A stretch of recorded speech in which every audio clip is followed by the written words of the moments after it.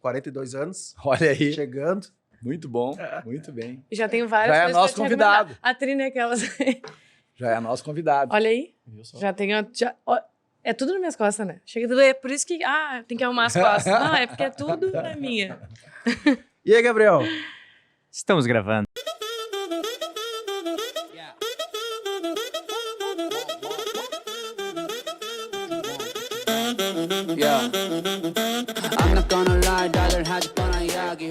Estamos gravando. Doutora, esse é o problema aqui, tá? O Gabriel, ele senta ali e aí ele já liga as câmeras dele aqui.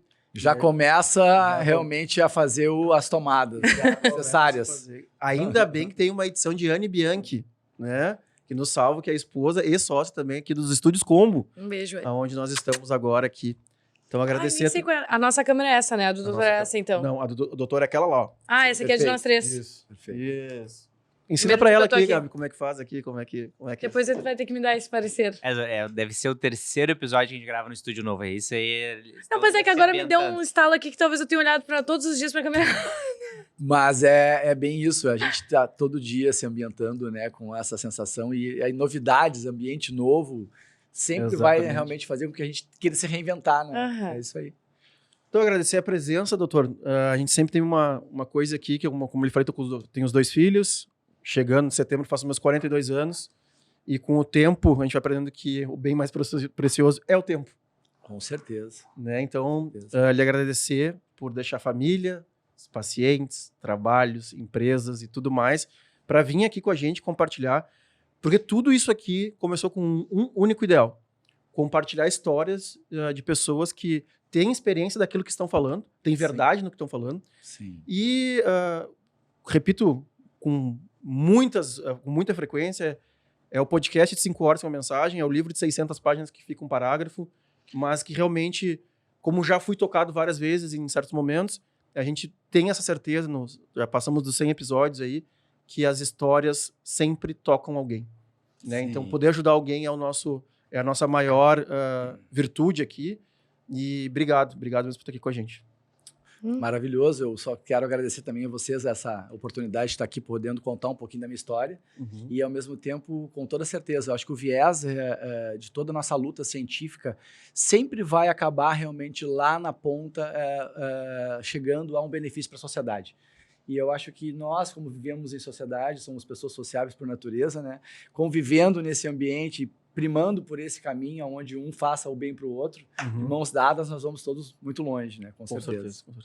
Agradecer a presença também da minha dupla sócia em diversas empresas. @Paloma Mônica. Calma. Spoiler? Contei spoiler. Spoilers, mas calma. Mas é isso aí mesmo. Eu que agradeço vocês. Eu ando passando muito tempo com Vinhas e muito tempo com o Dr. Jacques. Então, pra mim, isso Temos aqui... mais spoiler com o Dr. Jacques também, além do podcast. Tem mais spoiler também. Então, tô tendo muitos spoilers aqui hoje. Mas vem novidades aí, pessoal. Vocês vão ver bastante o Dr. Jacques com a gente também. Coisa linda. Agradecer aos nossos patrocinadores também. Red Bull, Espírito Santo. Aliás, Espírito Santo, Dia dos Pais tá aí. Temos um código de desconto aqui, 20% para ficar bonitão aí no Dia dos Pais. Vinhas Cast, tanto nas lojas físicas, mais de 20 lojas e loja online. Não, hoje, eu, inclusive, vou ter que interromper, né? Mas eu já peguei meu celular e mandei mensagem pro Wesley. Wesley, pelo amor de Deus, esqueci meu pai. Dia dos Pais, me ajuda. Então, realmente, pessoal, já passem lá. Eles estão com uma coleção fantástica lá e estão com os preços maravilhosos. Academia Rafael Toro, Share, Cadeirotes, cadeiras maravilhosas, e Bebidas do Sul. Bebidas do Sul, que é o nosso patrocinador. Ele é um dos maiores vendedores do Brasil, aqui do Rio Grande do Sul. Tem mais de 2.500 rótulos de vinhos. Então, realmente, Bebidas do Sul, um dos nossos grandes patrocinadores aqui e parceiros do Vinhascast. Nesse friozinho não tem coisa melhor, né? Olha, eu acredito que eu já tenha comprado deles alguns vinhos importados fantásticos. Olha aí! E nem... Olha, isso é publi natural, orgânico. Isso que o Vinhascast traz, né? Vamos agora fazer do doutor, então... Claro, a gente tem um convidado autêntico, ele é só nosso convidado quando ele recebe o nosso presente. Nossa, gente, obrigado. Esse é um parceiro que nós temos. Vale a pena abrir agora. Eu vou abrir. Porque ele tem uma história aqui, né? Sabes que eu, compartilhando isso, eu sou casado com uma carioca. E a minha esposa, ela tem uma relação, assim, muito bacana e espontânea, né? Então, eu lembro de um episódio onde eu recebi um presente. Eu não me lembro que situação era, mas era uma homenagem, enfim. E eu fiquei com o presente muito tempo, sem abri-lo. E daí ela depois chegou para mim, né, educadamente, meu amor, tu tem que ser mais espontâneo, tem que abrir o presente quando tu recebe. Imagina, a pessoa que tá te dando, ela quer que tu olhe aquilo que tu tá recebendo, né? Então é bem isso. Eu sou igual, doutor, eu faço a mesma coisa. Obrigado. Exato, a gente quer agradecer tanto que acaba deixando de ver realmente o que foi presenteado. Eu fico super envergonhada, minha família sempre fala isso. Eles ficam tipo assim, tá, abre. Eu falo, mas acho que eu gosto de abrir sozinho. Daí vai que, né? Nossa, pode acontecer. Show de bola. Adoro essas canecas para beber água. Adoro. Acertaram em cheio. Nossa, linda. Nós somos eu vou nem falar, mas assim, não ter errado nenhum nome, nenhuma letra, até no 105º episódio, nós estamos muito bem. Mas essa é a qualidade do SOC e da Paloma que coordena essa parte para nós aqui. Se quiser, tem café também aqui, né? Doutor, tem o café. Até vou deixar ela aqui. Gostei essa tanto. geladeira da Red Bull não é... Ela já foi, doutor. Ela já foi Mentira. fake. Ela já foi fake. Foi fictício. Ela já foi cenográfica, mas hoje em dia não. Então, se quiser pegar um Red Bull, também tá à vontade. Sim. Café é só pedir também, água Obrigado. também. A gente tá com tudo bem. por aqui. Estamos em casa. Então, vamos lá. A gente sempre começa, doutora. Isso é muito bom, copia, eu só não faço igual. Me ajuda. A gente sempre começa, a gente já testou vários modelos, perguntando desde o início da vida até agora, mas a gente sempre gosta que as pessoas cheguem aqui e entendam quem é o Dr. Jacques hoje. Então, quem é o Dr. Jacques hoje? O que ele faz? Como ele se encontra nesse momento? Ótima, pergunta perfeita. Então, eu sou um médico idealista no sentido de buscar realmente, né, na minha profissão esse prazer de viver o dia a dia. Eu acho que eu sempre tive isso comigo, construir não é uma jornada onde eu pudesse me sentir confortável, onde eu pudesse fazer realmente bem feito aquilo que eu me propus a fazer, desde o ponto de vista que eu realmente assim consegui sentir que o meu paciente estava sendo bem atendido, estava saindo das consultas satisfeito, estava saindo dos tratamentos realmente realizados. Então, eu acho que o meu hoje, dia a dia, é muito voltado, sabe, Paloma e Vinhas, para esse aspecto, realmente de... hoje, trabalho com a beleza das pessoas, eu sou um médico especializado em rejuvenescimento facial, revitalização facial, trabalho com essa linha terapêutica há mais ou menos uns 25 anos. Então, tive o privilégio de ser formado pela primeira turma de pós-graduação da PUC em medicina estética, em estética facial.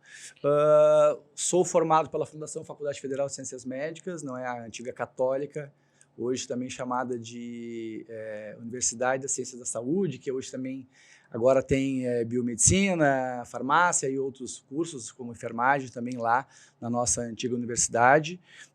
Então, hoje, para mim, o ser médico e o viver esse dia a dia, que eu passo metade da minha vida dentro do meu consultório, é muito voltado para isso, assim, buscar realmente fazer bem feito, me especializar cada vez mais, para que o meu paciente tenha realmente assim, segurança em realizar os procedimentos e os tratamentos que eles estão fazendo comigo e, ao mesmo tempo, que eu possa oferecer o mais moderno tratamento para eles, num conceito que gere para eles também muito dessa relação de equilíbrio em suas vidas. Então, eu sou um profissional que eu considero muito a questão do equilíbrio, porque hoje a gente vê muitos procedimentos estéticos da face sendo feitos de uma forma muito, às vezes, exacerbada, gerando-se um conceito muito assim, que prima por aquela relação assim de um tratamento que acaba fugindo um pouco dos padrões que nós médicos consideramos assim ser um padrão mais equilibrado. Então, dentro da naturalidade, a gente costuma dizer que do menos para o mais, a gente sempre vai acertar. Uhum. Né? Então, evitar aqueles tratamentos muito exacerbados, muito exagerados, para que a pessoa não se arrependa, né? No futuro, depois queira mudar, queira voltar àquilo que ela era. Então, deixar ela primar assim, e permear um caminho em sua vida dentro de uma forma, um formato de naturalidade, de bem-estar. Né? E o bem-estar também ele está ligado muito a essa relação que a gente acaba gerando lá na clínica de médico-paciente.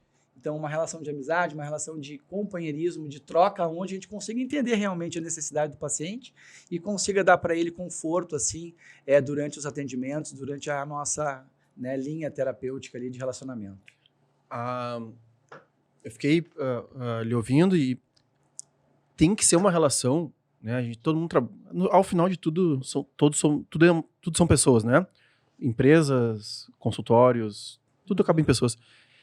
Mas a parte de alguém confiar realmente o seu rosto para alguém tem que ser...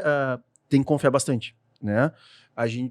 Eu sempre falo, durante 7 anos eu fui tenente do Exército, peguei tudo isso, joguei para dentro das minhas empresas a parte de organização. Perfeito. Quando eu entendi que produzir a alegria era uma grande responsabilidade, sim, tu é responsável pela alegria das pessoas. As pessoas têm que se divertir. Então, assim, tu que é responsável por isso, tu pensou nisso, então é muito elevada essa responsabilidade. Segurança, enfim, todas aquelas coisas. A minha pergunta para o doutor é assim, lá atrás, o que levou, assim o primeiro curso, foi a inovação, o que ele tirou, assim, me formei, primeiro passar no vestibular. Sim. Fazer, né, eu tenho um grande amigo que ele é cirurgião plástico, e gravamos na época da pandemia ainda, eu gravava com era um computador, literalmente, botava o computador numa ponta e sentava numa outra, e ele me contou a história, assim, são 11 anos estudando para realmente começar a fazer. Então, assim, lá atrás, assim, o que lhe motivou? Assim, é isso que eu pretendo fazer. A tua pergunta é muito interessante e pertinente, porque realmente eu me lembro da minha mãe contar, não é, que com 5, 6 anos eu dizia que ia ser médico. Então... Alguém da família é médico? Nós tivemos... eu lembro, assim, até na memória, assim, aquela memória distante, de estar participando de um churrasco na casa dos pais do meu tio, que é casado com a irmã da minha mãe. É muito incrível essa história. E nesse churrasco tinha um médico que era casado com a irmã desse meu tio. Então, e que era um cara super carismático, sabe? Aquela pessoa que tinha, assim, aquele cunho para ser um pediatra perfeito. Então, era um médico realmente, assim, que me chamou muita atenção, uma pessoa que me chamou a atenção naquele encontro. E eu com ele, eu lembro de estar, assim, no colo dele, eu menino, falando para ele que ia ser médico, que queria ser médico, eu iria ser médico, e ele contando para as pessoas, olha, já consegui mais um adepto aqui, né, um futuro médico para seguir daqui a um pouco, quem sabe, né, esses passos brilhantes aí que eu penso, né, para a carreira do médico. Então, eu tenho a minha mãe que foi uma grande professora, hoje está aposentada, então a mãe foi realmente uma pessoa assim, que foi um esteio, não é, nessa questão, né, de buscar assim, o conhecimento e buscar realmente esse cunho realmente assim, de estudar muito, que para a gente fazer medicina precisa realmente assim, primeiro passar no vestibular e depois vem aquela relação muito árdua que a gente tem que passar de muitas noites realmente em claro, com livros realmente que são verdadeiras bíblias, né? E que a gente tem que consumir muito conteúdo teórico para poder conseguir realmente atingir aquilo que a gente pretende. Mas eu lembro muito disso. E aí, depois, na família, todos sempre diziam que eu falava durante esses anos todos. 6, 7, 8, 9, 10, 15 anos que eu iria ser médico. Então, eu sempre ouço falar nisso. E isso, para mim, eu acho que foi realmente assim... o balizador. Eu acho que eu sempre vivi com essa ideia de ser médico. E quando eu fiz medicina, e é interessante falar, porque a medicina é um curso muito intenso e extenso. É difícil para a gente chegar lá no primeiro ano de medicina e saber qual é a especialidade que a gente vai cursar, ou qual é a área que a gente vai realmente trabalhar. Então, isso é legal, até para os futuros estudantes de medicina, futuros médicos que vão adentrar nesse curso maravilhoso. Façam com calma. Eu acho que cada ano que vai passando lá dentro, desde, né, as primeiras cadeiras de bioquímica, histologia, anatomia, semiologia, depois a fisiologia, aquelas questões todas básicas para tu entrar na parte clínica, começar a entrar no hospital, isso tudo é um passo a passo. Eu acho que a gente tem que fazer com prazer, fazer assim, realmente sentindo cada cadeira, aproveitando o máximo, convivência com os colegas, com os professores, porque é um curso que a gente entra muitas vezes com muita pressão. Como a gente tem muita pressão para passar no vestibular, né? E eu consegui passar no vestibular, né, na Universidade Federal, que foi o vestibular da URGS, lá no ano de 1990, eu lembro que quando eu entrei eu estava com muita expectativa e ao mesmo tempo com muita cobrança. E o curso acaba exigindo que tu estude muito, porque se tu não estudar, meu amigo, as tuas notas vão ser baixas. Então, é muito legal essa questão assim, de a gente conseguir fazer isso. Ficar lá na média, curtir, fazer, aprender, mas se interrelacionar. é um momento onde a gente tem que realmente buscar esse calor entre os colegas, com os professores e deixar a coisa acontecer, porque terceiro, quarto ano, quinto ano, tu começa a ter uma possibilidade dentro das especialidades cirúrgicas e clínicas para conseguir montar mais ou menos uma ideia para que área que tu vai seguir. Eu entrei na faculdade achando que eu iria ser ortopedista, né? E hoje eu sou um médico que trabalho com a beleza, né? Com a estética da face. E como é que foi para ser, tipo, quando surgiu essa ideia de primeira turma de medicina estética, assim, o que te levou a fazer? Porque, teoricamente, é a primeira, né? Então... Foi incrível, eu fui pioneiro, realmente, fiz parte da primeira turma de pós-graduação aqui no estado, então já existiam 2 turmas, se eu não me engano, no Rio de Janeiro. A SBME já tinha a sede no Rio de Janeiro, já tinham algumas turmas lá, eu sei que tiveram alguns colegas daqui que fizeram a medicina estética no Rio de Janeiro, e no ano de 2000, com o lançamento, foi incrível, eu fui convidado para ir conhecer o curso lá na PUC, através de um colega meu, que conhecia um dos professores, e aí eu assisti a primeira aula do curso, a aula inaugural do curso de medicina estética, e eu me apaixonei. Foi amor à primeira vista, realmente, assim. Eu lembro que eu não tinha passado na prova da Ann Higgs, né, no ano anterior, teve uma questão de família, tive uma perda familiar, meu pai faleceu naquele ano, enfim, eu tive algumas dificuldades, e aí foi uma obra da natureza. Eu fui convidado para ir lá ver essa primeira aula, e quando eu assisti a primeira aula teórica e já teve a primeira aula prática, eu simplesmente me encantei e sabia que eu iria, entendeu, fazer aquela especialidade. Tive a certeza naquele primeiro dia. E aí já me inscrevi no curso no primeiro dia, e já comecei a cursar com a primeira turma, já entendeu aquela primeira experiência, né, do curso de medicina estética que teve aqui no Rio Grande do Sul. E quando é que foi essa formatura só em ano? Nós concluímos, foram 2 anos intensos, não é? Todos os finais de semana, então nós tínhamos as aulas tinham períodos que eram quinta, sexta e sábado, e tinham períodos que eram quarta, quinta, sexta e sábado, que tinham um laboratório, às vezes tinha um workshop que os professores montavam, então todas as semanas, e nós concluímos no ano de 2002. 2002. Se tu for para pensar, 2002 não é como hoje em dia, né? Porque hoje em dia a gente ouve falar em Botox preenchimento, todo mundo sabe a diferença, todo mundo já fez, conhece alguém que já fez, mas 2002 ninguém conhecia, né? Então como é que foi sair pro mercado, assim, também? Tipo, como é que o mercado estava te esperando? Ainda mais no Rio Grande do Sul, né? É? Muito interessante. Tudo chega por último. Tudo chega por último, e os homens, por exemplo, hoje, bem hoje, assim, tipo, 2, 3 anos, que eu vejo os meus amigos fazendo Botox, e ninguém mais tem vergonha de dizer que fez Botox. Antigamente, claro que vão ser zoados, claro que vai ter a brincadeira, mas, cara, fui lá e fiz mesmo, porque realmente tornou uma técnica muito... me faltou a palavra aqui, mas... muito usada, né? Muito usada, e a galera perdeu a vergonha mesmo, né? E como que o senhor viu disso tudo, né? Desses 20 anos, 25... Como é que foi essa história, né? Da beleza sendo... E aí, doutor, também tem a parte que outros profissionais começaram também a atender, né? E aí a gente tem várias histórias, né? Tanto pro bem quanto pro mal. E, bom, enfim, aí tem um mercado. Mas... Detalhe, pode deixar bem na sua frente, que nem o Vinhas, assim, porque ele é da frente. Ele é de frente. Aqui. Aproximar mais, fica melhor o áudio aí, né? Pode afastar um pouquinho, não precisa nem ficar... Tá. Porque ele tem que ficar na frente, não embaixo. Perfeito. E aí, como é que o senhor viu esses 20 anos, assim, daquele começo, me formei... Entrei no mercado que não existia. Acho eu que pouquíssimos homens... se formaram também, né? Não é nem... Bom, isso é uma outra boa pergunta, né? Se tinha mais homens fazendo. E depois, como é que foi a entrada dos homens para a área da beleza? E não tem mais vergonha de se cuidar, né? Eu considero, assim, até é legal falar um pouco do histórico. E muito interessante, eu na primeira turma, no final do primeiro ano, eu tive um contato com um professor que foi um grande mestre, assim, e também uma pessoa, assim, de um caráter ilibado, e me deu muitas orientações. Na época, eu lembro, eu já montei o consultório, e já no final do primeiro ano, com a orientação dos professores, eu comecei a fazer meus primeiros casos de Botox.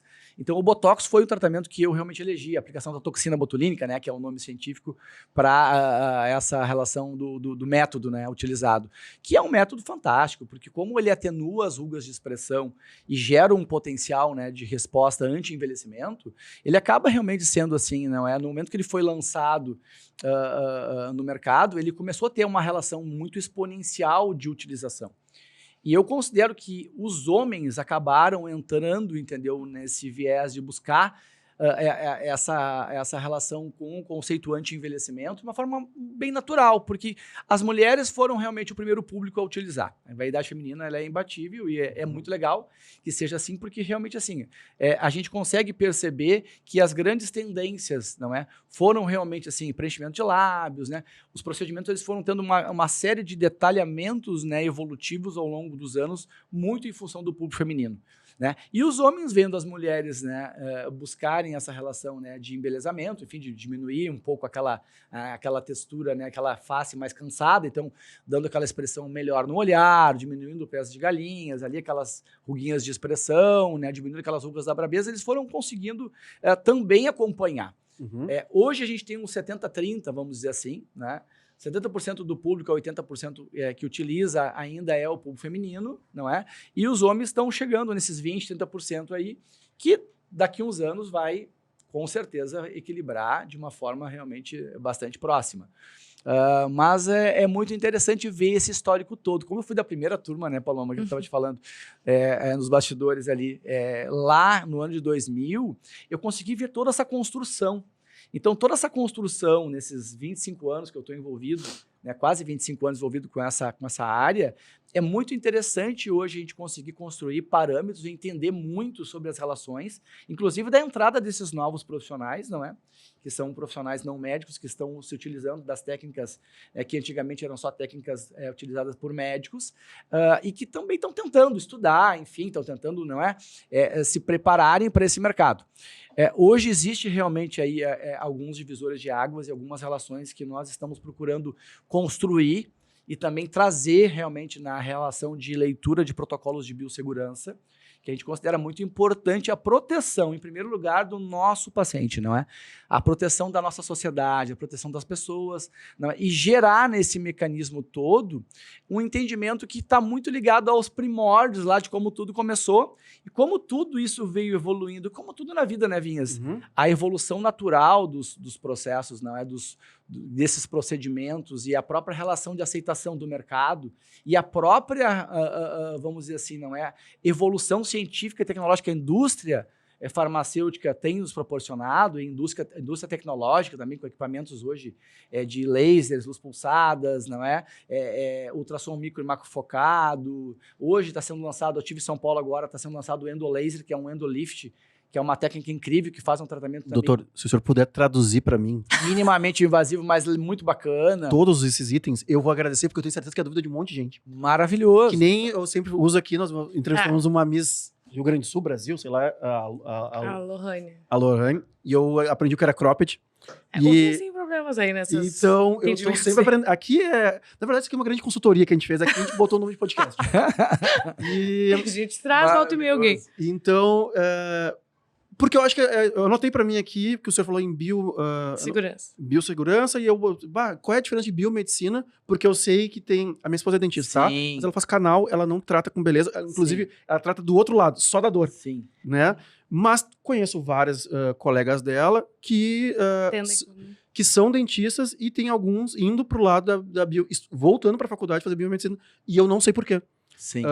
O que é isso? Que movimentos são esses? E se o senhor quiser também falar um pouquinho dos tratamentos, sim, fica à vontade, que para mim vai ser também. Quando eu for visitar lá, para cuidar dessa minha cara aqui, né? Aí, ele falou rugas de brabeza. Aí, Diego, tá lá. És meu convidado. Ué. Convidado. Estamos tranquilamente.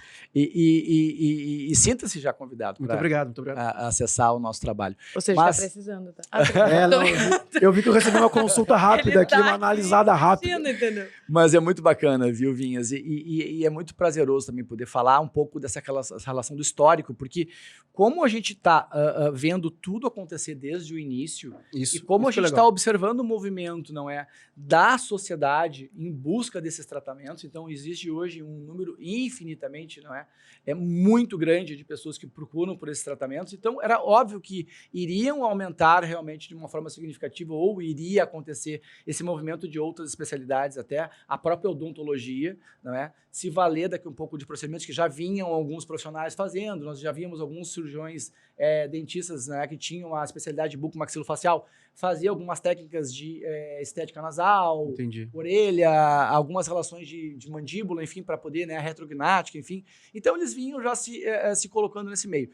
Eu vejo de uma forma natural, eu acho que a questão da procura da sociedade por esses tratamentos acabou gerando isso. Se a gente tivesse hoje no mercado poucas pessoas utilizando, por exemplo, o Botox, a gente sabiamente saberia que a indústria produziria bem menos e que teriam bem menos profissionais, né, aplicando esse tratamento. Né? Então, eu acho que esse movimento todo foi muito natural.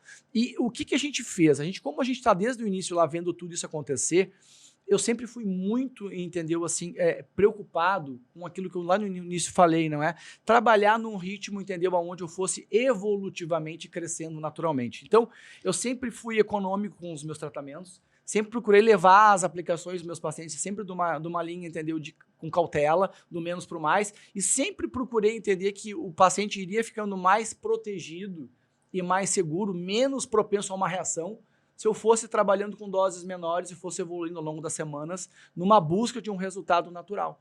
Porque imaginamos assim, se a gente vai para uma academia hoje, né, o personal vai querer dar todos os exercícios num dia ou numa semana? Impossível. O que ele vai causar no aluno? Uma lesão. Né? Então, um atleta para se preparar para uma Olimpíada, o que ele precisa? De tempo.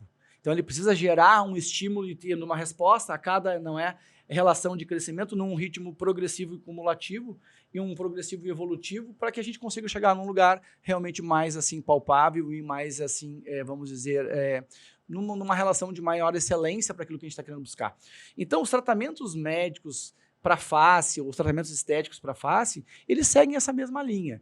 Eu acho que a gente tem que ter essa visão de trabalhar o bioestímulo, trabalhar a relação, muitas vezes, de uma pele num caminho onde, do menos para o mais, eu vou atingindo um ideal. Mas eu não posso querer gerar, entendeu, nenhum tratamento de uma forma realmente muito invasiva ou muito ostensiva num único momento ou em pouco tempo. Então, isso foi gerando em mim sempre uma relação, eu comentei com a Paloma, nós criamos um Instituto de Ciência e Tecnologia, uma relação de cuidados. Então, hoje o nosso instituto, ele faz pesquisa em cima de protocolos de biossegurança.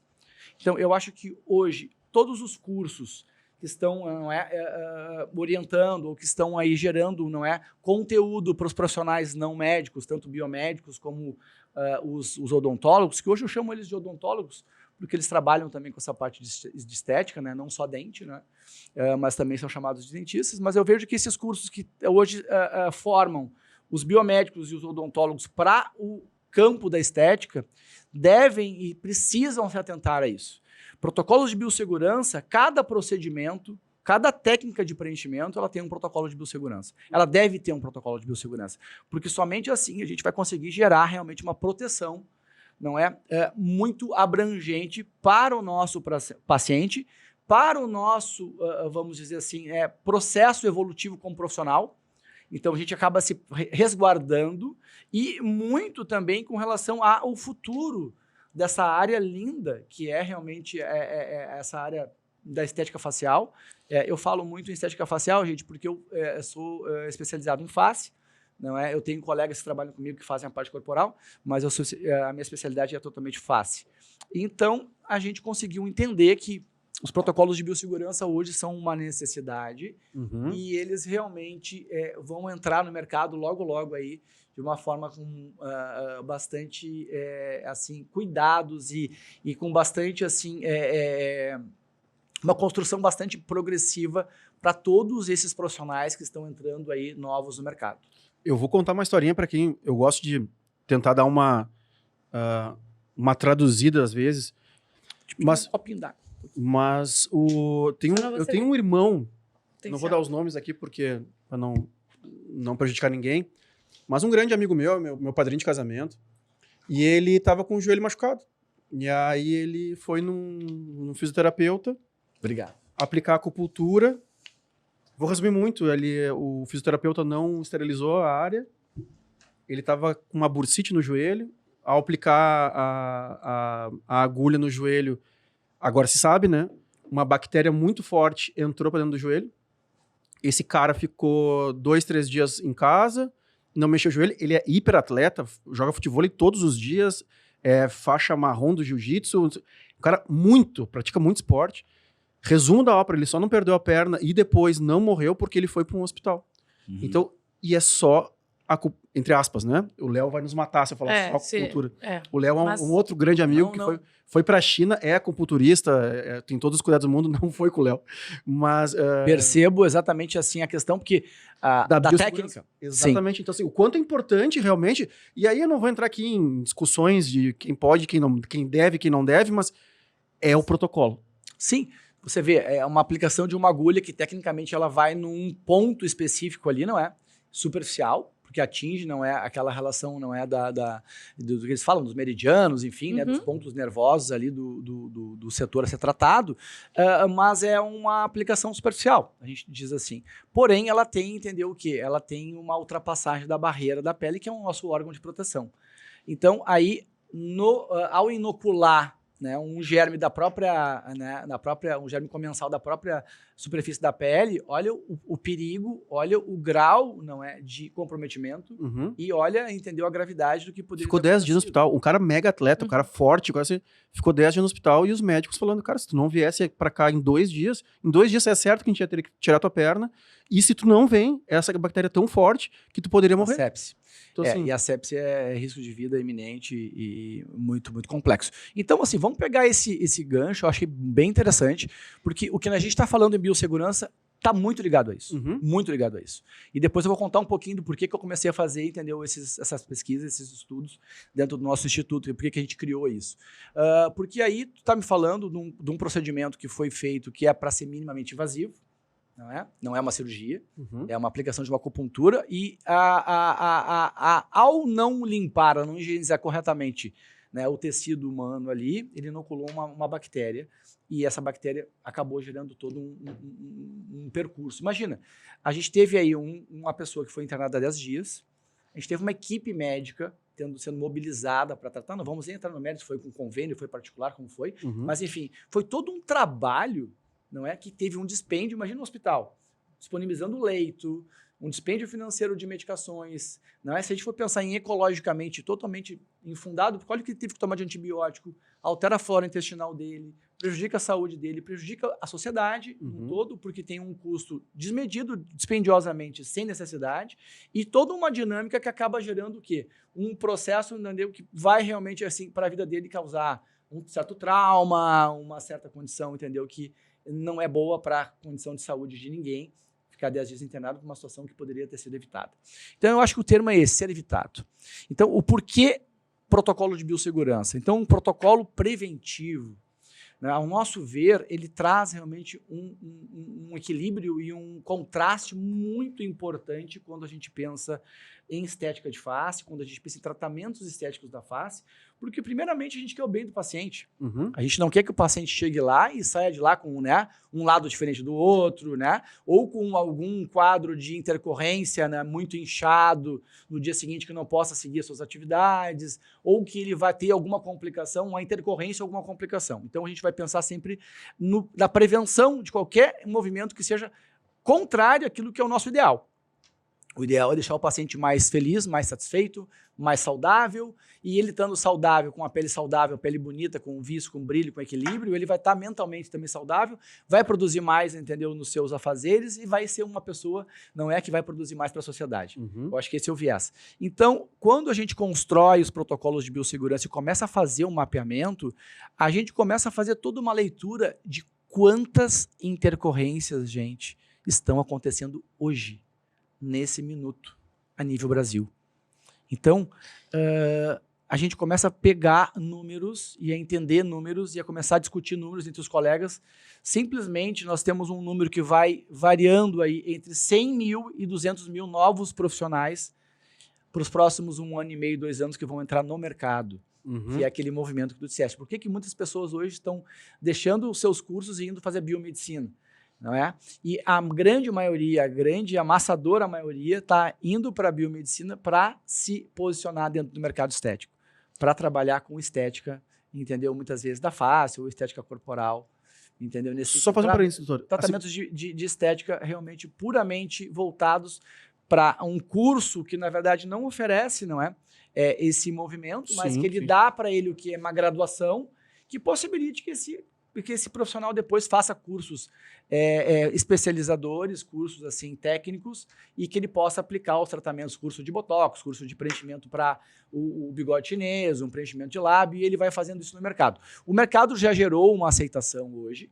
Existe uma relação do nosso Conselho de Medicina, não é, que tem uma visão contrária dessa apropriação, que estariam utilizando-se, na verdade, de procedimentos médicos, estão praticando de forma ilegal a medicina. Então tem uma briga jurídica aí que não é o meu viés aqui, tá? O viés jurídico e o viés hoje, né, que existem entre as classes, ele acaba acontecendo porque é na verdade, vamos dizer assim, naturalmente iria acontecer. Aquilo que eu falei, vai crescendo a procura, novos profissionais entram, de forma assim, que isso vai acabar gerando uma condição da sociedade de interrelacionamento das entidades, e hoje a gente vê o Conselho, de certa forma, preocupado com isso, nesse sentido, tipo, como é que a gente vai conseguir organizar isso?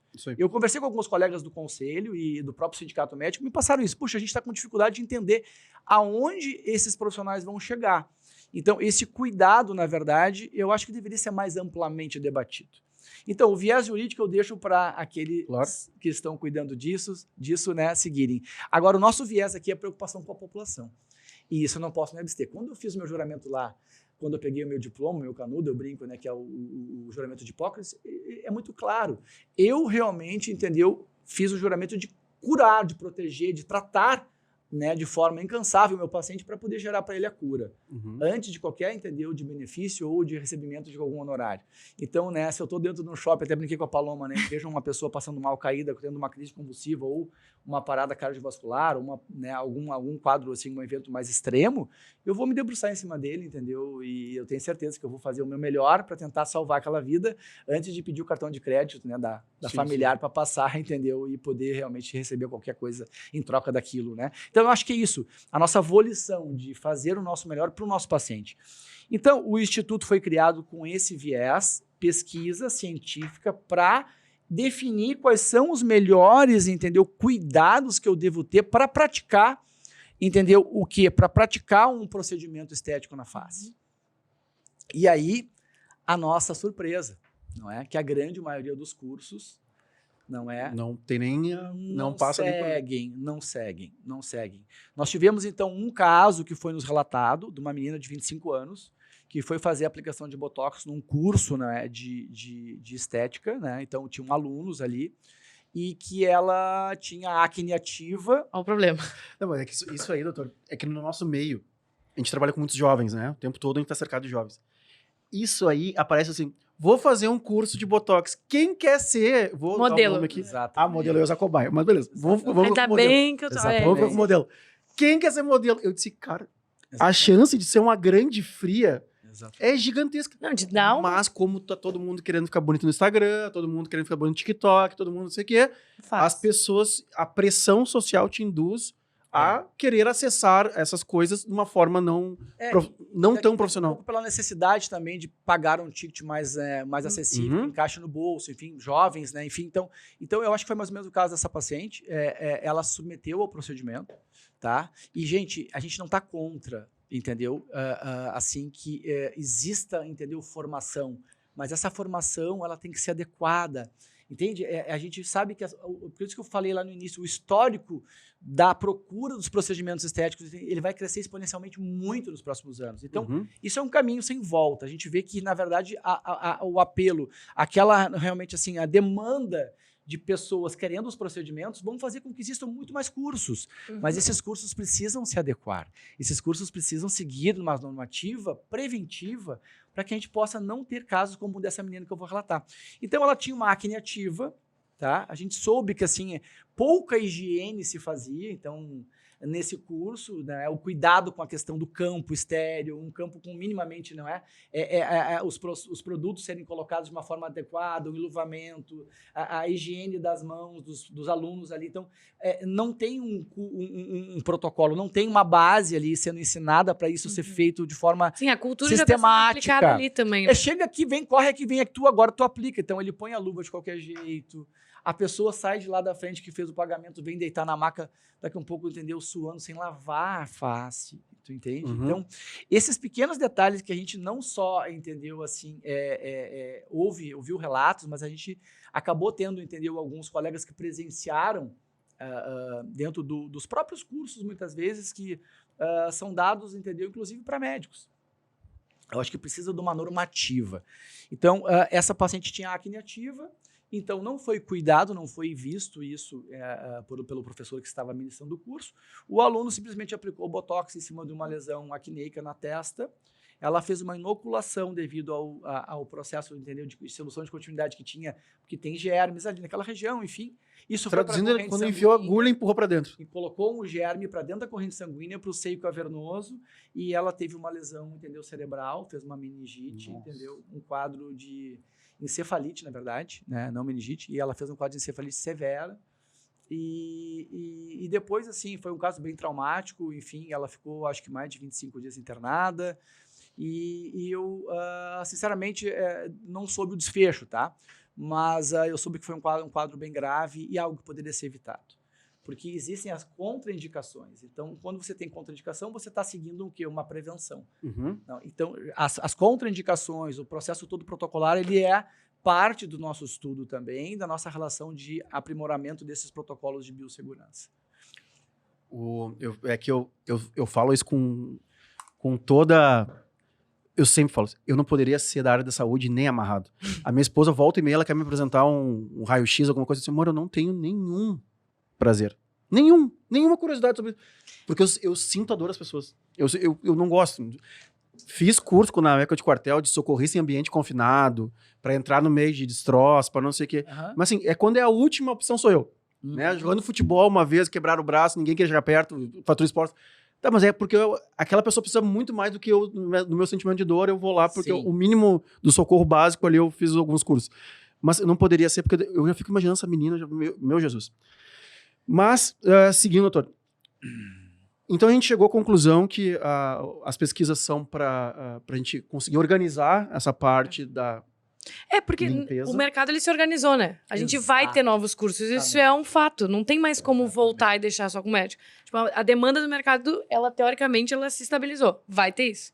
E aí eu acho que agora... Vai ter e vai crescer, como o doutor vai ter e vai crescer. Então, tipo assim, como é que a gente organiza isso para que pelo menos isso não faça um malefício social, sabe? Porque vai acabar estourando nos hospitais, nos médicos. Nos próprios médicos. A gente já vislumbrou um problema de saúde pública no futuro. Né? Então, imagina 200 novos profissionais. Né? Olha a importância do que a gente está falando hoje. Né? A gente está hoje realmente quebrando paradigmas e pensando no futuro da sociedade. Eu acho que isso é importante pensar lá na frente. E um pouquinho do histórico. Então, assim, a biomedicina, por exemplo, tá? Odontologia, todos sabem, é um curso que já realmente existe há muitos anos. Os odontólogos acabaram se voltando um pouco para essa questão da estética, fizeram cursos entre eles, hoje estudam bastante e definem, enfim, mas também precisam aprimorar os seus cursos e utilizarem protocolos mais rígidos nesse sentido da biossegurança. Eu considero que isso tudo é uma relação que vai acontecer com todos os cursos hoje e vai ser necessário. Mas pegando um pouquinho da biomedicina, ela foi realmente uma especialidade que iniciou nos Estados Unidos. Tá? Eu sei que dos Estados Unidos veio para cá, né? Então, como veio de cima para baixo e veio com aquela relação de um apelo muito forte, né, poderoso da indústria que produz os preenchimentos, a indústria farmacêutica é a indústria mais forte do mundo. Exato. A gente viu que o crescimento era muito grande, eles entenderam que o crescimento era muito grande, precisavam de novos aplicadores. Enfim, aconteceu esse movimento, trouxeram esse curso... E pensando no tempo que a medicina demora para se formar, nunca ia atender a demanda que eles estavam tendo. Exatamente. Então, trouxeram esse curso para o Brasil e hoje acabou que veio com aquela relação. Foi se acomodando no mercado e como o pessoal não tem a vivência com o paciente, com o material humano, né, no curso de biomedicina, na formação acadêmica, na parte de graduação, eles acabam fazendo os cursos depois de formados, depois de receberem a certificação de biomédicos, e aí acabam realmente se inteirando do mercado, mas de uma forma muito, assim, prática, sem a teoria, sem essa construção preventiva, que eu tenho a absoluta certeza, isso vai ser realmente muito importante para, de novo, né, para o futuro da população, da nossa sociedade, dos pacientes, e o futuro da especialidade em termos de referência, porque as pessoas hoje não conseguem muitas vezes saber o que o biomédico é, e o que o médico é, e o que o dentista é. A população está em dúvida. Essa é a minha dúvida. Não, mas eu... Por que o meu dentista faz procedimento estético, mas por que o dermato ele é responsável por uma pesquisa, por um estudo, e ele faz, e por que o biomédico também pode fazer, mas o biomédico é médico, e o médico ele é biomédico, mas o médico tem especialidade em biomedicina. Então, há realmente uma confusão muito grande, e isso tudo vai precisar ser explicado, vai precisar em algum momento, né, se fazer uma grande mesa redonda, se debater de uma forma mais aberta, uma forma onde a gente não está lá ensinando a técnica da aplicação, mas a gente está debatendo o futuro dessa especialização, dessa especialidade ou dessa tendência no mercado. Não é? Porque se hoje for mal conduzido, quem sabe no futuro vão ter proibições. Certos procedimentos não vão poder mais ser utilizados, né? Vai existir uma resistência daqui a um pouco à substância, quem sabe? Então, essa resistência pode tornar o produto inviável no futuro, porque está sendo utilizado de forma errada. Então, pesquisas hoje de próprios protocolos de aplicação de toxina botulínica estão normatizando algumas relações. Hoje a gente sabe que tem algumas linhas de aplicadores de botox aí que estão fazendo botox com um tempo menor de 3 meses.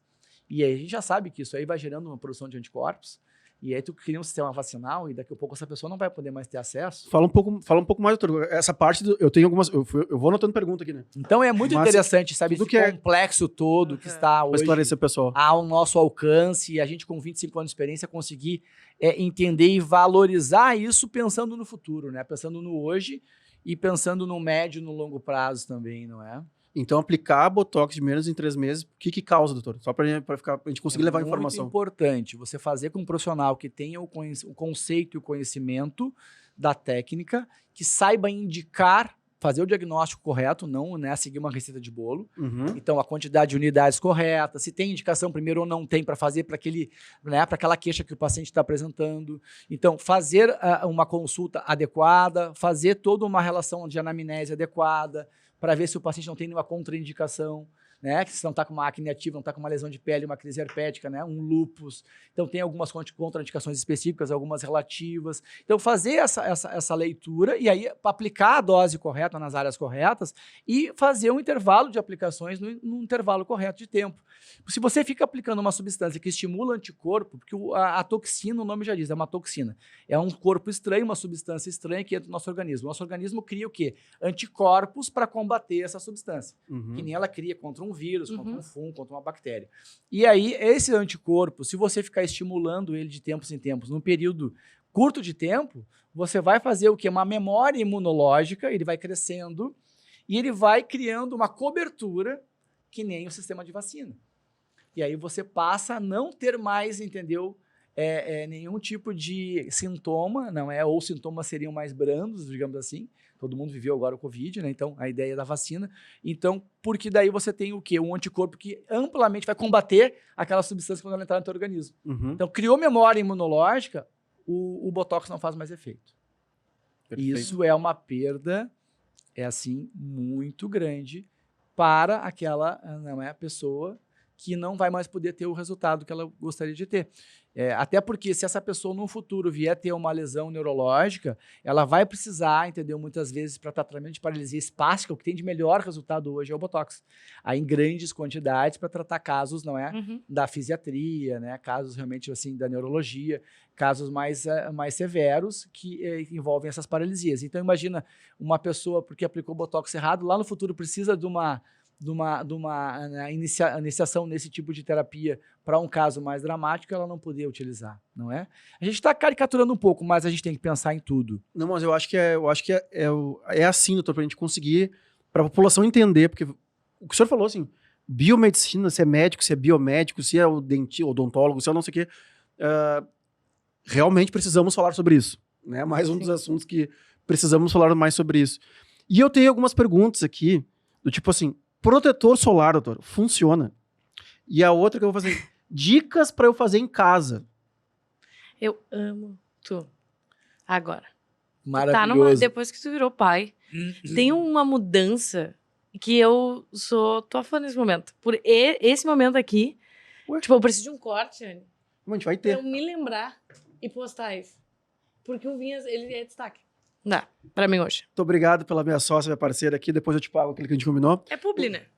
Publi. Mas, doutor, é isso aí. Porque, assim, a dica prática é o que a galera Que a galera, doutor, infelizmente... A gente, tá no TikTok, eu falei... A gente aqui, a gente optou pelo caminho mais longo. Que assim, tu quer ser o Flow? É óbvio, eu quero ser maior que o Flow. Só que a gente não faz o corte do clickbait, a gente não faz o corte da fofoca, a gente tá pelo conteúdo. Mas o que a galera quer, sabe, como é que eu faço na minha casa, se eu tenho que lavar o rosto 6 vezes por dia, se eu não posso ficar bravo com ninguém, se o protetor solar... Porque agora também entrou no TikTok... Fantástico. Entrou no TikTok os cortes, tipo assim, protetor solar não funciona pra nada. Sou leigo. Então, muito leigo nesses assuntos. Primeiramente, vocês são ótimos, viu? Eu acho que isso que é realmente assim os bastidores, o que a gente está realmente debatendo, que é aquilo que funciona, o que a gente quer que as pessoas entendam, é o melhor. Eu acho que o corte muitas vezes acaba levando né, para aquilo que é mais pragmático ou mais encaixadinho ali. Eu acho que desconstruir nesse momento e realmente trazer à tona aquilo que é verdade é maravilhoso. E eu, como médico e a comunidade médica... A área da dermatologia, não é hoje que tem estudos científicos fantásticos com relação a essas proteções para a pele, crescimento da indústria realmente que traz pesquisas a todo momento com os cosméticos, com produtos novos. Tudo isso é incrível e nós como médicos, nós precisamos muito falar nesse aspecto também, assim, sabe, preventivo na relação prática do dia a dia da pessoa em casa. Perfeito. Então, eu sempre passo para o meu paciente, eu acho que é importantíssimo relembrar isso. A higiene da face, ela é fundamental. Existe, entendeu, assim, uma série de momentos no meu dia a dia do consultório que eu vi, assim, a resistência das pessoas em lavarem o rosto. Então, as pessoas acreditam que a própria hidratação da pele, a gordura da pele não pode ser tirada, enfim, que elas não precisam lavar o rosto tão seguido. Só que a gente tem que pensar que a gente não vive num ambiente, não é assim, né, no meio da natureza, né? Não, a gente vive num ambiente urbano, né? Com poluição eterna, não é? Os carros estão aqui na rua, pleno vapor, né? Despejando poluição nos canos de descarga a todo momento, né? A gente está passando por locais públicos que têm pessoas consumindo ali, fumando cigarro, enfim, a gente tem... O tal do vape, doutor. O vape, ele cigarro eletrônico. Meu parceiro? A gente está vendo uma série de movimentos que, na verdade, jogam cada vez mais poluentes para o ar que a gente está realmente, assim, respirando e que está tocando a nossa pele. Então, a própria questão também, não como a gente vive num ambiente caseiro, ele tem muitos detalhes, assim, o ambiente do nosso lar, da casa, né, que são realmente, assim, onde a gente vive muitas horas do dia. A cama da gente, por exemplo, né? Às vezes 8, 9 horas, 7 horas, enfim, quanto tempo do nosso dia, quanto tempo da nossa vida.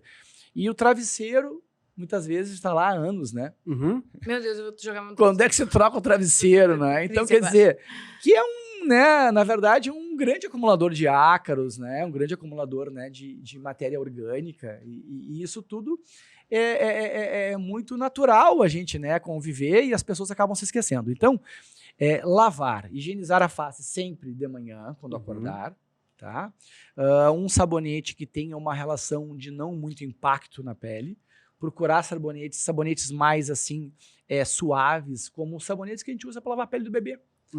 Há uma pele mais, assim, não é sensível que a pele do bebê? Não, né? Então, se você usar um sabonete de bebê, não a marca que você escolher, líquido, sempre líquido, porque sempre a saponificação, né? Quando você faz, entendeu, o movimento de transformar numa barra, você tem que usar um mínimo de soda cáustica ali, que a gente lembra lá da química, né? Isso é importante. Aquele movimento da saponificação para fazer a barra. Tá usando então, o sabonete em barra, ele tem que ser muito específico para que você trate muitas vezes uma acne, enfim. Mas a maioria dos sabonetes que eu indico, assim, são sabonetes líquidos que a gente consegue uma relação mais suave para a nossa pele do rosto. Higienizando, então, essa face de manhã e à noite, a gente está num caminho bastante interessante. Porque eu estou lavando de manhã toda aquela matéria orgânica que ficou acumulada, impurezas, enfim, excesso de oleosidade, né, gordura ruim que ficou acumulada no meu travesseiro, na minha cama. Então, durante o sono, colchão, né, também. E de noite eu estou lavando para retirar todas aquelas impurezas, aquele, né, material poluente, químico, né, que ficou retido devido ao meu deslocamento durante, né, o dia aonde eu andei, não é? Dentro da cidade. Então, eu acho que fazendo isso ninguém vai errar. Tá? Eu gosto muito da questão, né, de a gente criar o hábito de aplicar o protetor solar. Por quê? O fotoprotetor, ele hoje é realmente, conceitualmente, não é um tratamento preventivo para o fotoenvelhecimento. Então, todas as pessoas que estão procurando tratamentos estéticos para tratar rugas dinâmicas, né, como o Botox, né, a toxina botulínica, né, tratamentos, né, para preencher rugas estáticas, né, tratamentos com bioestimuladores, os fios, enfim, todas aquelas tecnologias que eu falei, que a gente pode depois dar uma pincelada, essas pessoas deveriam se preocupar em utilizar o fotoprotetor, porque ele realmente faz totalmente sentido a essa busca. Não é? Ele vai prevenir realmente a formação de algumas rugas, algumas manchas, de alguns processos que estão ligados ao envelhecimento cutâneo devido à exposição solar, principalmente naqueles horários que o sol realmente causa um impacto maior dos raios UVA e UVB. Né? Mas é muito importante a gente pensar muito nisso e a prática, eu sempre digo, 2, 3 vezes ao dia, a aplicação do fotoprotetor. Se você conseguir fazer uma vez de manhã antes de sair de casa, se você nunca fez, você já está ganhando. Eu acho que tudo é evolutivo, né? Eu não posso pegar uma pessoa que nunca aplicou protetor solar e querer que ela faça a aplicação de 4, 5 vezes ao dia. Né? Então, se ele aplicar uma vez de manhã, lavou o rosto, não é? Passou o seu cosmético, né? O seu sérum, enfim, o seu creme que já está, né, lá na prateleira para fazer a hidratação da pele. 15, 20 minutos depois, aplica o fotoprotetor, que você já vai ter um ganho substancial, entendeu? Numa relação de retardo de envelhecimento da pele. Tá? E se você conseguir usar 2 vezes ao dia ou 3 vezes ao dia, nos momentos, né, de manhã, meio-dia e lá pelas 3, 4 da tarde, principalmente no verão, né, você já começa a entrar num viés mais preventivo e mais impactante para o seu futuro. Da onde que surgiu essa... Porque virou essa, realmente, né? Como tudo. Já veio e já passou também. Mas foi um dos assuntos que deram fofoca na creche, como a gente fala aqui, mas é assim... Por que surgiu esse papo de, não, protetor solar não funciona? Então, será que isso...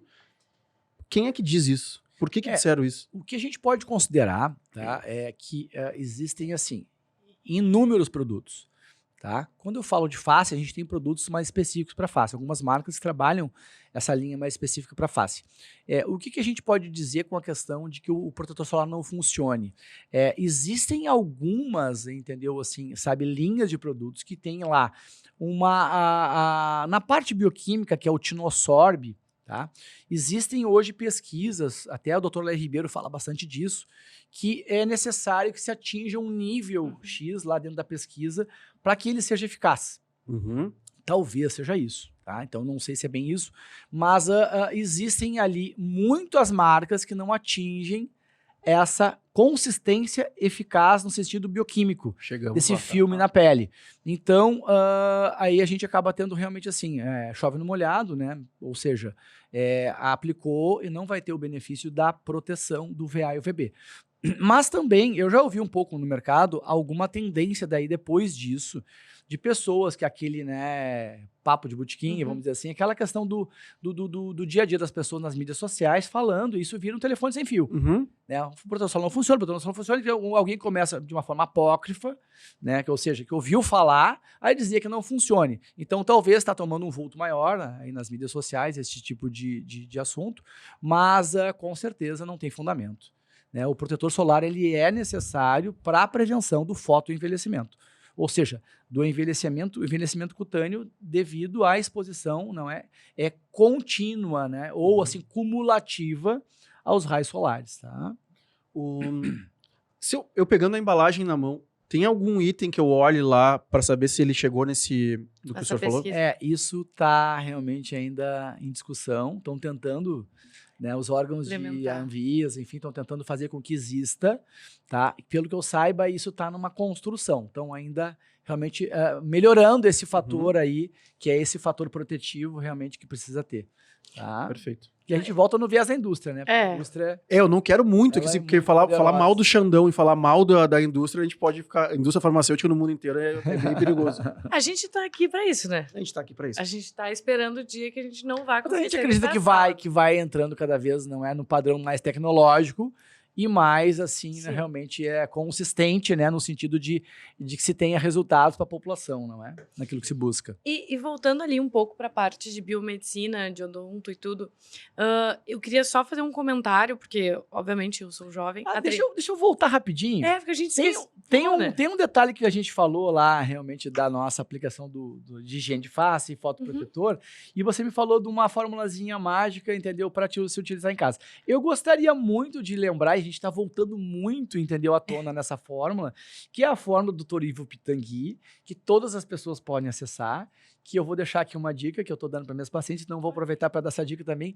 que para, entendeu, assim, aquele momento da noite, que é onde você já vai fazer seu home care lá de uma forma mais cuidadosa, né, que a gente passa aquelas 7, 8 horas com o produto na face, a gente está em repouso ali, nossas células estão realmente conseguindo um nível absortivo melhor, 30 gramas de hipogloss, 30 gramas de Bepantol Baby e uma ampolinha daquela AD Forte, que é uma vitamina para se utilizar via oral, mas que a gente utiliza para fazer a mistura ali no potinho. Pega um potinho estéreo, um potinho limpinho, assim, com tampa. Você mistura tudo ali, as 30 gramas do Hipogloss, 30 gramas do Bepantol Baby e essa ampolinha de 3 ml do AD Forte, faz uma forma fantástica para um home care à noite, que vai hidratar a sua pele, que vai lhe dar uma ação muito esse podcast realizadora, viu? É aí, pronto.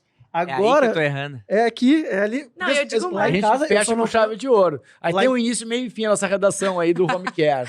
Lá em casa eu só não tenho ampolinha, porque o Bepantol e o Hipogloss tá sobrando tem agora. gavetas e As gavetas lá em prateleiras estão casa. cheias.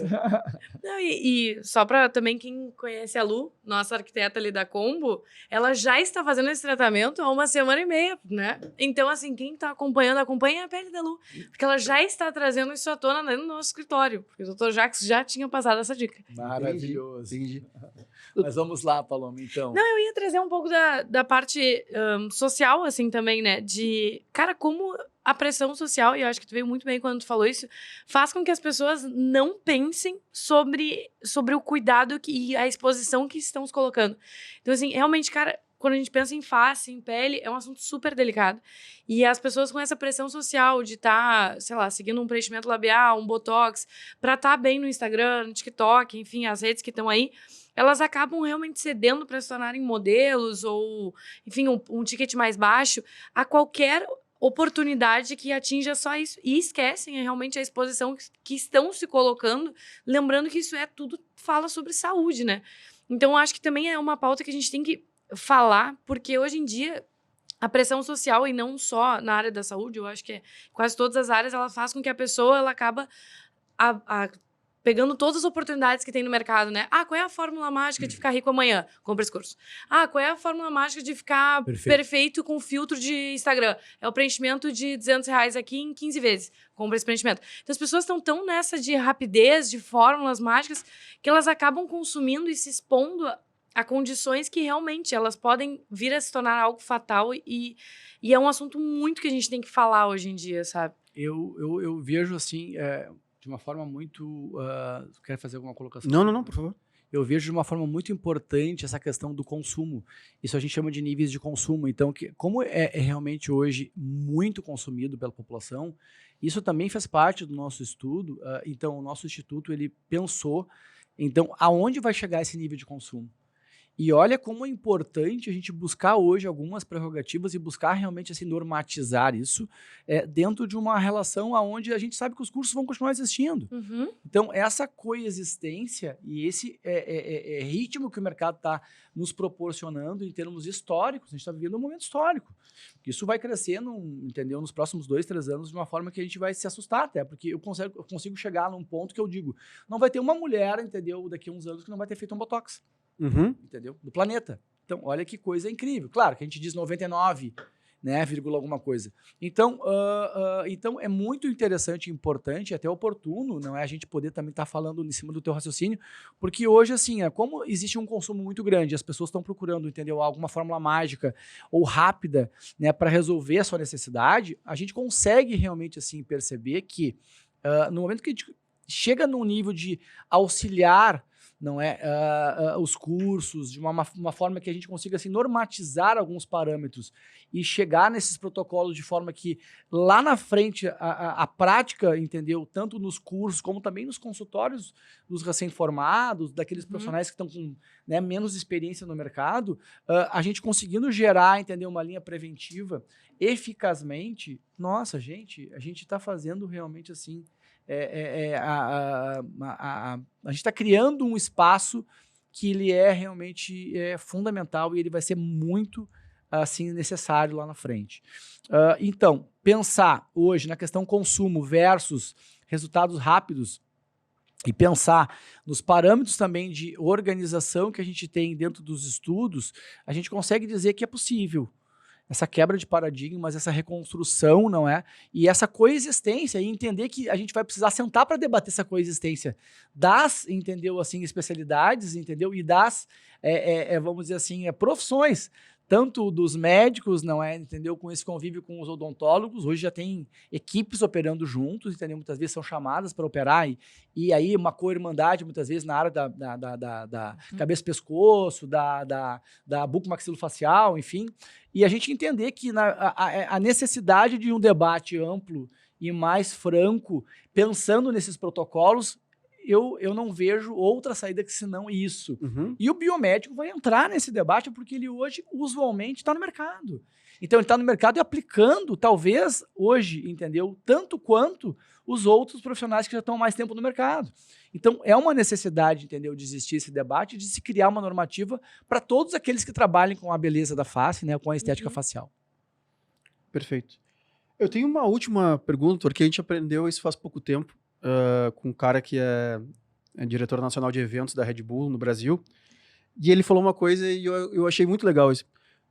Doutor, fora tudo isso, o que tu gosta de fazer quando não tá trabalhando e quando tá com a família, ou até assim, quando tá sozinho? Qual é é que ele veio, que ele gosta de aviões. Não, ele joga, tipo assim, cara, ele trabalha, sei lá, 21 horas por dia dele. Mas nas horas que eu não tô trabalhando, eu viro a noite jogando. E a gente, como assim? E daí ele, eu sei todos os aviões. E a gente gravou num podcast que era do lado do aeroporto. Né? Não, a gente não entendeu ainda como é que funciona aquilo. Qual é a fórmula? E aí a gente tava do lado dos aviões e passou um avião. E aí, pelo som, porque eu não vi nada, ele falou, este é o modelo tal. E a gente assim, uau. Não, mas a gente brinca, mas a gente tem que premiar, não é, essa pessoa no sentido de que ele realmente assim busca fazer tudo que ele gosta, né? No sentido de realmente dar o tempo dele para fazer aquilo que ele gosta. Eu acho que eu brinco até, estava comentando agora, voltei da Bahia agora semana, fiquei uns 4 dias com a família, com a família da minha esposa, com alguns amigos lá, e a gente pôde conviver em momentos, em visitas a algumas ilhas, enfim, não é? A gente fez alguns passeios de barco, e aí é um momento de estar mais relaxado, em contato com a natureza, então a gente, entre uma taça de espumante e outra, a gente comentou isso. Eu falei, e as pessoas pararam para dizer, puxa, é verdade. O nosso tempo de lazer, seja a idade que a gente está, tá?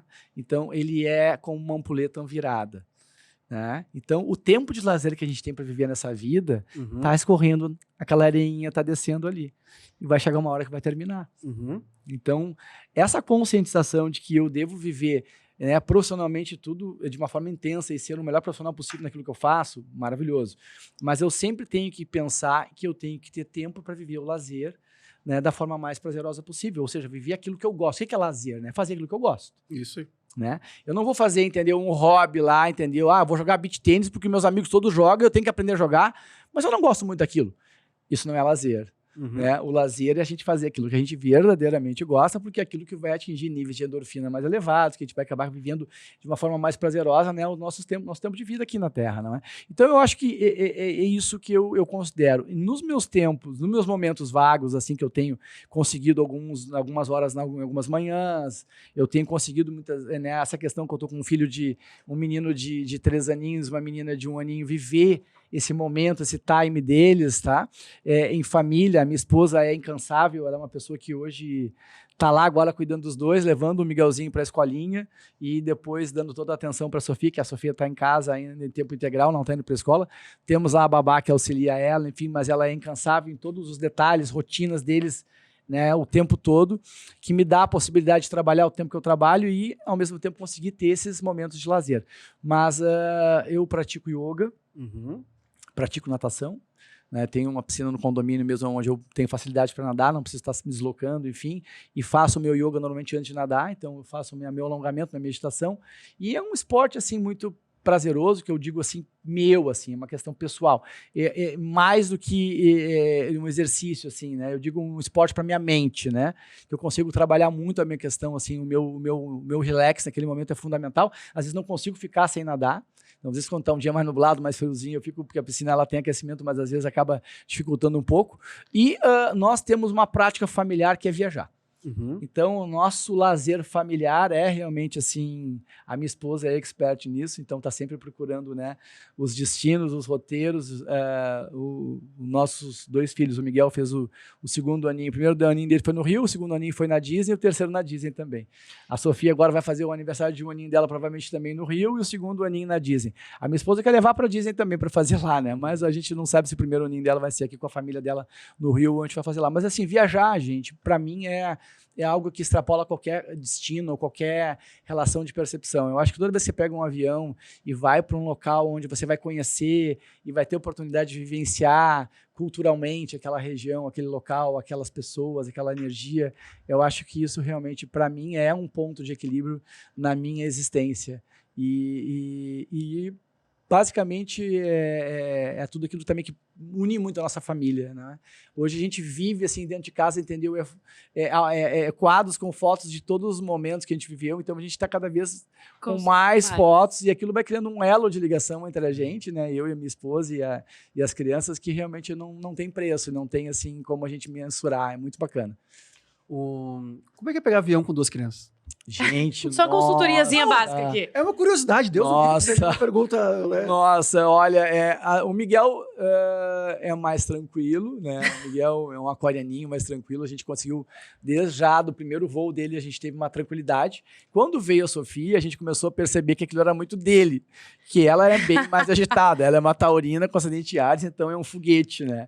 Então a Sofia realmente... Já faz a consultoria de signos agora. A Sofia nos dá um certo trabalho, mas a gente consegue dizer assim, ó, que ela precisa caminhar dentro do avião, precisa deixar no momento do cruzeiro, né, que o avião atinge lá a altitude correta, a gente consegue deixar ela soltar um pouco mais e tem que ter aquele biscoitinho, né, tem que ter aquele acalento ali que a gente lembre o ambiente de casa para que a criança não estranhe tanto. Então a gente procurou acostumar desde cedo. Uma das coisas legais que eu posso até dar como dica, porque ela, desde o primeiro aninho, ela já foi na barriga fazer um enxoval.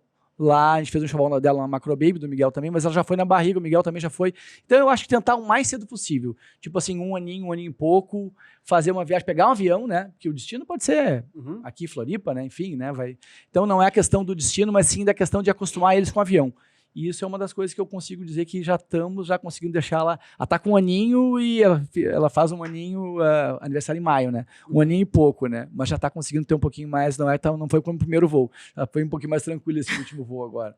O nosso segundo filho tá com 20 dias. Mas eu vendo a energia que o Bernardo tem, que é o mais velho, de 2 anos e 6 meses, eu comprei uma AirTag. Comprei uma AirTag. E aí eu vou agora, porque eu fico pensando assim, em algum momento, ou eu ou a minha esposa vai estar com os 2 ao mesmo tempo. O Bernardo é uma criança de muita energia. Sim. Ele gosta de brincar, ele gosta de correr, ele vai pro colégio desde muito cedo. Então ele passa com certeza. Então, eu disse, cara, eu comecei a olhar aquela AirTag, nós temos um grande amigo, um beijo pro Will, que tem a FTM, importadora da Apple. Eu disse, Will, me manda uma AirTag aqui que eu vou testar esse negócio. Porque eu vou pro parcão. E eu tô sempre de olho, eu sou aquele pai colado, eu sou não sei o quê, mas eu vou colocar no bolsinho dele uma AirTag. Um negocinho. Qualquer coisa. Localizar ele com muito mais facilidade. Tem tudo ontem. É maravilhoso. Ele te dá em centímetros aonde está a AirTag. Então, se eu tiver em algum momento com os 2 e alguma coisa acontecer, de fugir do controle, eu vou... Depois me passa aí aonde eu posso adquirir, porque eu vou também, porque para ir pro Parque da Disney, tu precisa ter, cara. Mas certo. E maravilhoso, não precisa andar com aquelas coleiras, aquela coisa dos Incas, sabe? Pendura a criança ali. Não, já passamos em alguns momentos de desespero, tipo, olhar, cadê o Miguel? Porque é muito rápido. E tu fica muito rápido. É muito rápido. E aí te dá aquele mini hard ataque, assim, questões de segundos, né? Eu cheguei a me arrepiar. E aí tu acaba conseguindo localizar, né? Mas aí com o AirTag é bem mais fácil, né? Eu cheguei a me arrepiar porque teve uma vez que eu tava na garagem de casa. Tipo assim, não tinha ninguém. Não tem o que fazer. Na garagem de casa. Fechado. Eu tirei Bernardo da cadeirinha, botei ele aqui e fui pegar a mochila dele, alguma outra coisa. Quando eu voltei, sei lá, foi 5 segundos. Eu voltei. Não tinha um sinal daquela criança naquela garagem. Ele só deu a volta por trás de mim, tem um campo de futebol no nosso condomínio, que ele foi ver os grandes jogar futebol. Muito rápido. E eu disse, Jesus amado. Então, ontem eu disse, Will, me manda uma AirTag, tu pode comprar uma ou 4, não vou te cobrar nada desse merchan, Will. Mas uma ou 4, eu disse, não, Will, me manda uma que eu vou dar uma testada com o Bernardo, o outro vai demorar um pouquinho ainda pra caminhar. Então, a partir de agora, Bernardo estará com... Uma AirTag. Ou seja, pessoal, para todos os sócios também do Vinhas, como eu, que não tem filhos, mas cuida normalmente dos filhos deles também quando tá junto, que adora, pode já me passar o sinal dele, porque caso ele esteja comigo, exatamente, e em algum momento ele caminhar muito... Eu achei fantástico, foi uma baita dica, eu já levo isso aí pra minha vida agora. Mas, doutor Jacques, queria lhe agradecer mesmo, né? Foi maravilhoso o assunto, muito pertinente, então na parte de segurança, que eu acho que é isso, vamos falar mais sobre isso, a parte de cuidados com a pele, que a gente conseguiu responder. Parabéns por toda a sua história, de 25 anos aí. E a gente sabe bem o quanto que vale experiência, né? E isso nada se paga, né? Não tem como comprar experiência. Então, parabéns pela trajetória. E você, né, que estava aqui até agora, né, Paloma? Exato. Tá sabendo hidratar a sua pele, né? Cuidar da pele e não curtiu, não compartilhou e não seguiu o nosso... Não teve que nem concorrer a uma agenda do doutor. Pegou aqui o conteúdo. Sem ter lá a consulta com o doutor, que, aliás, eu vou pesquisar essa agenda agora, porque tem um negócio aqui, doutor, que é de família. De família, uma expressãozinha pequena. Aqui, a minha mãe teve que descolar o troço aqui, que eu vou falar de novo. Não, nós vamos lá. Então, por favor... Curtam aí, gente. Curtam, compartilhem, comentem o que achou do episódio. Comentem também se tiverem mais dúvidas aí, quem sabe o doutor estará respondendo nos próximos dias. Teremos spoilers aí, vamos ver se nasce essa mesa redonda, se vem aí esse grande conteúdo aí. Inclusive os nossos convidados são médicos, pessoal que está nos acompanhando, que também está aí ligado na medicina, tanto quanto biomédicos, odonto. Fiquem ligados aí que venha um produto super legal que a gente vai estar aí construindo junto. E aí a gente está aqui. Mas a gente deu bem com o negócio do médico, né? Porque semana que vem vai sair o do Rafa Persegona, que é um cardiologista que antigamente, doutor, tinha uma casa sertaneja aqui em Porto Alegre chamada Farms. E eu era gerente de marketing dela, depois eu virei sócio. Sim. E o Rafa tocava enquanto cursava medicina. Sim, e aí, hoje em dia, cardiologista, a gente fez um episódio bem legal que vai ao ar semana que vem. Não, eu acho que bem isso, como tu falaste, como a Paloma falou, né, Vinhas, a gente tá aqui junto, um bate-papo gostoso, é super prazeroso para mim também estar aqui dividindo um pouco com vocês essa história, não é? Dividindo a minha experiência e também pensando nessa relação de futuro, não é? Então, com certeza, os nossos ouvintes, espectadores aí, a gente está realmente assim à disposição para estar aqui respondendo algumas questões pertinentes a esse assunto e algumas outras questões que a gente pode estar, né, produzindo no futuro.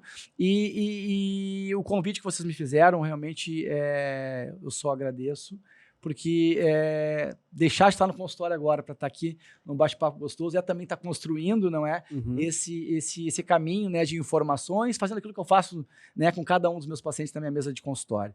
E deixar aqui também essa relação de que tudo aquilo que a gente busca, não é, no sentido de crescimento científico, a gente está buscando para que a sociedade seja uma sociedade melhor no futuro.